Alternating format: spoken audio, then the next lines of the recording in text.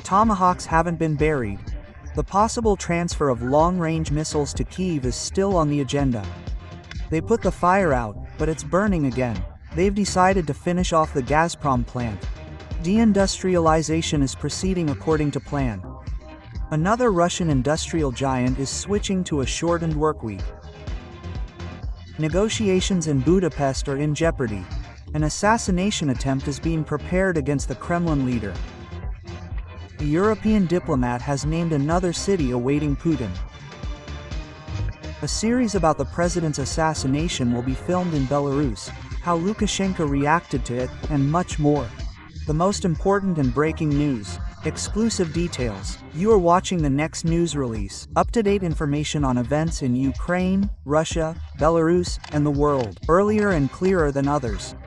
Everything you need to know today. The Tomahawk issue remains open after the most successful negotiations in Washington. A decision has not yet been made, and this is according to Donald Trump's right-hand man, Vice President Jay Divins. The president is certainly hearing this request from the Ukrainians right now. We know they want it. Ultimately, the president will make a decision, but he hasn't yet made a decision on supplying Tomahawk missiles to Ukraine. The now familiar caveat was invoked.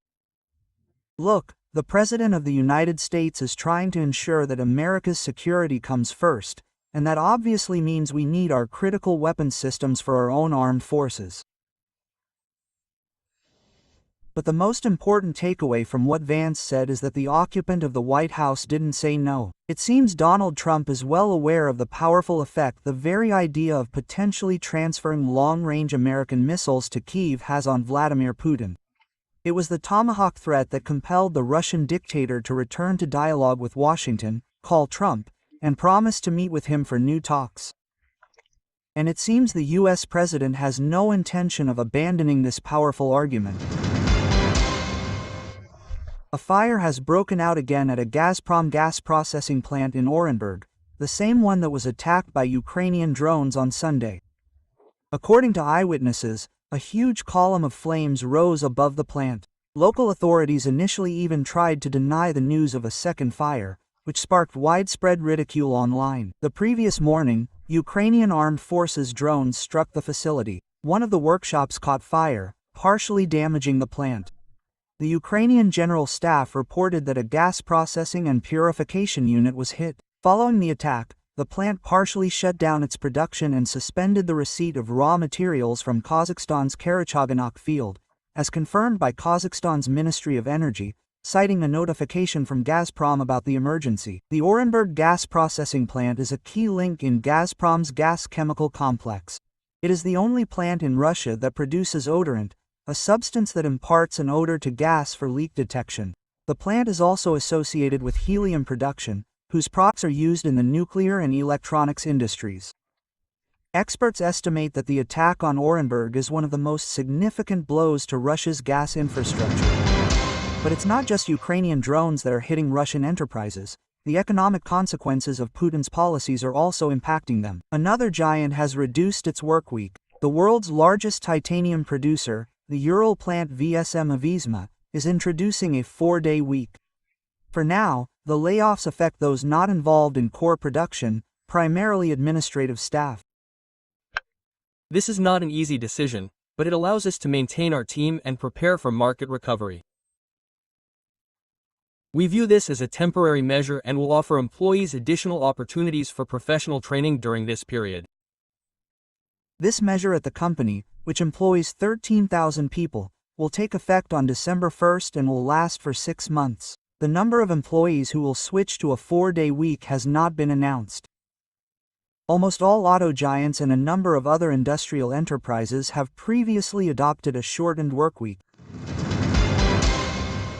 Following leaks that Donald Trump allegedly insisted on handing over the remaining part of the Donetsk region to Putin during recent negotiations with Zelensky, a number of publications have appeared in the Western press discussing this topic. The Institute for the Study of War asserts, the transfer of this territory to Russia will give Moscow convenient launching positions for new offensives, not in the distant future, but whenever it deems necessary. This is not a simple fragment on a map. It's not just land, it's Ukraine's defensive belt. Fortress towns like Konstantinovka, Druzhkovka, Kramatorsk, and Slavyansk are key positions on which the defense of much larger territories depends. Ukraine's withdrawal from these positions doesn't mean losing the line.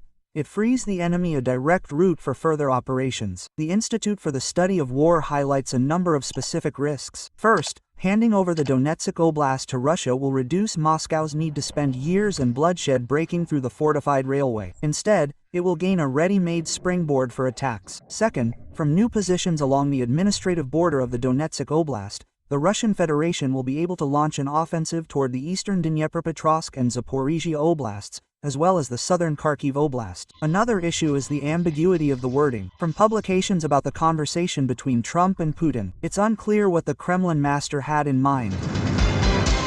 But despite all the conclusions of Western analysts, the stubbornness of the Russian commander-in-chief, the diligence of his generals, and the availability of expendable material are taking their toll. Russian troops continue to press forward, and they are again achieving limited success in several areas. This is reported by the Deep State Project. According to its analysts, the invaders have advanced in Vovchansk and Kupinsk in the Kharkiv region, near Bila Hora and Toretska in the Donetsk region, and in the floodplains of Zaporizhia. Kaja Kallas spoke sharply about Vladimir Putin's upcoming visit to Budapest. The High Representative of the European Union for Foreign Affairs and Security Policy called this prospect unpleasant. It's unpleasant. I mean, a man for whom Moose has issued an arrest warrant is coming to a European country. And again, the question is whether any results will come from this. These words were spoken in Luxembourg before the start of a meeting of EU foreign ministers. The French foreign minister also stated at the same meeting that the appearance of the instigator of aggression in Budapest could be tolerated. Vladimir Putin's presence on European Union soil only makes sense if it leads to an immediate and unconditional ceasefire. The Lithuanian foreign minister was more categorical than his colleagues. There is no place for war criminals in Europe. War criminals have no route through Europe to any events. It is crucial for us to emphasize this and reiterate it. We resolutely support Ukraine and continue to exert pressure on Russia. However, after a pause, the Lithuanian minister amended his opinion, recalling an address on a map that perfectly suits the master of the Kremlin. The only place for Putin in Europe is The Hague, facing the tribunal, and not in any of our capitals. And this is perfectly obvious. But perhaps European politicians are unnecessarily worried. I have very serious concerns about Budapest. Kremlin media outlets are already discussing the idea of canceling Putin's flight to the Hungarian capital. On Vladimir Solovyov's program, a more successful KGB officer, Andrei Bezrukov, tried to dissuade his former KGB colleague. The former illegal spy launched into a discourse about the treacherous British, who are allegedly already plotting an assassination attempt on the Kremlin master. Their entire, mental construct is structured such that if Putin isn't there, then there's no problem. A former SVR officer and MGIMO professor, Bezrukov, asked Putin not to go to Budapest and urged moving the talks to, for example, the United Arab Emirates. Vladimir Solovyov decided to argue with his guest and began praising Putin's courage, but he clearly ran out of words. Knowing the Supreme Commander, he's brave to a fault. Well, let's help Solovyov this evening and pick out some epithets for the Supreme Commander in the comments. Lukashenko wants a TV series about the president's assassination. If we film this film in time, it will be relevant and timely. Naturally, the film should assassinate not the Belarusian dictator, but the US leader. The main character should be Lee Harvey Oswald, officially believed to have assassinated John F. Kennedy. For some reason, the Belarusian leader made his proposal to Artyom Zhdanov, the head of Russia's Mordovia, who was visiting Lukashenko. Cinema is the most important of the arts, as a classic once said. I know there is a plan to make, I think, a multi-part series about Oswald.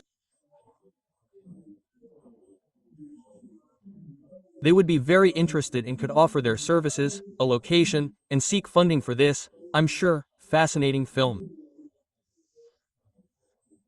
After receiving political asylum in the USSR, Lee Harvey Oswald lived and worked in Minsk for several years. I wonder if there's a place in the series for the young engineer Stanislav Shushkevich, who taught Oswald Russian and who, in turn, Lukashenko has always strongly disliked.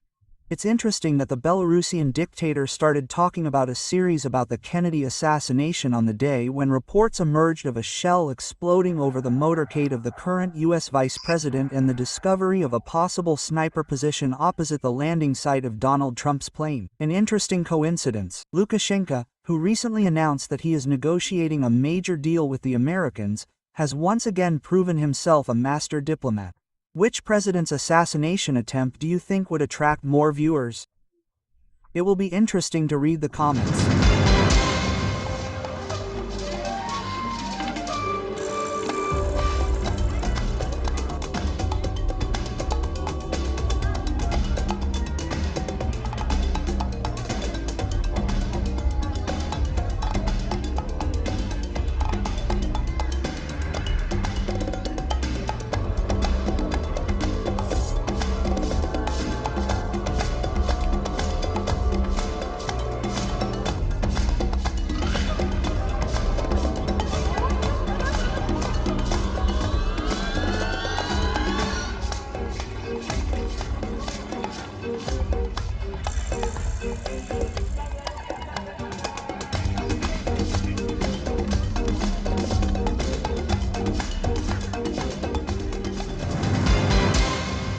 Thank you very much for watching. Please watch to the end, and thank you for your trust. I look forward to your detailed comments, likes, and reposts. It's important that we grow in number.